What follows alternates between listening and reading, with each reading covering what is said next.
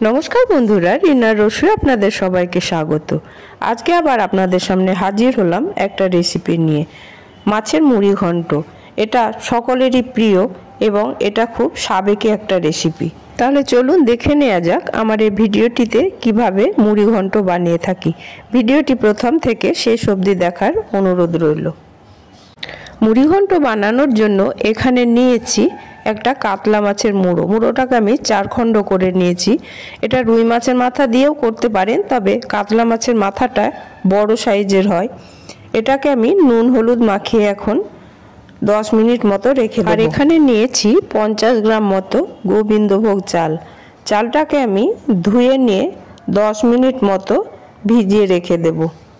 ভালো করে ধুয়ে নিয়ে জলটা ফেলে দিচ্ছি, তারপরে ভালো জল দিয়ে 10 মিনিট ভিজিয়ে রাখছি।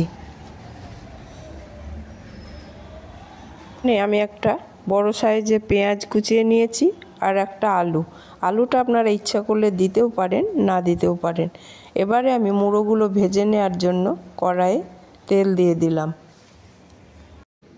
তেলটা ভালোভাবে গরম হলে মাছের মুড়োগুলোকে লালচে করে ভেজে নিতে হবে এবং খুব ভালোভাবেই ভাজতে হবে।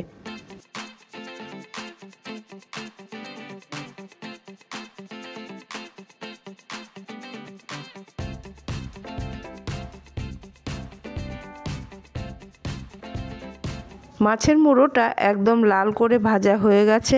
এবার এটাকে অন্য একটা পাত্রে তুলে রেখে দিচ্ছি আর ওই কড়াইয়ের মধ্যে আর কিছুটা তেল দিয়ে আলুগুলো ভেজে নেব। আলুটাকেও খুব ভালোভাবে লাল করে ভেজে নিতে হবে, তারপরে অন্য একটা পাত্রে তুলে রেখে দেব। এই আলুর মধ্যে দিয়ে দিলাম অল্প একটু লবণ আর হলুদ। এটা দিয়ে আবার ভেজে নেব। 2-3 মিনিট ভালোভাবে নেড়েচেড়ে ভেজে নিলেই হয়ে যাবে। আলুগুলো ভাজা হয়ে গেছে, অন্য একটা পাত্রে তুলে রাখছি। এবার ওই কড়াইয়ের মধ্যেই দিয়ে দিচ্ছি আমি সর্ষের তেল। রান্নাটা আমি সর্ষের তেল দিয়েই করছি।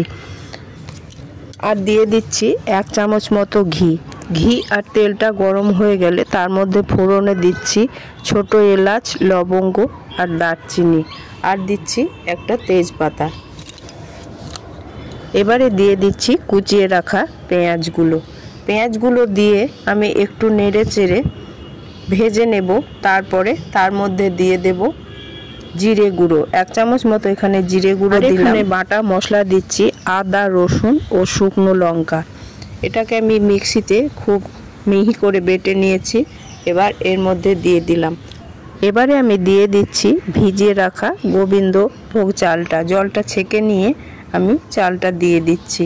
এবারে মশলাগুলোর সাথে চালটাকেও ভালোভাবে মিশিয়ে নেব। চালগুলো দেওয়ার পরে আবারও দিয়ে দিচ্ছি 1/2 চামচ হলুদ, 1/2 চামচ লবণ আর 1 চামচ মতো কাশ্মীরি লঙ্কার গুঁড়ো, আর দিচ্ছি 1 চামচ চিনি, আর দিয়ে দিচ্ছি ভেজে রাখা আলুগুলো। এই সবগুলোকে এবার আমি খুব ভালোভাবে কষিয়ে নেব। তারপরে দিয়ে দেব পরিমাণ মতো জল। আমি 1 গ্লাসের একটু কম গোবিন্দভোগ চাল নিয়েছিলাম, তাই এখানে আমি দিয়ে দিচ্ছি 3 গ্লাস মতো জল। কারণ এটাকে আমি একদম ঝরঝরে করব না, একটু মাখা মাখা আমার পছন্দ, তাই মাখা মাখা করব।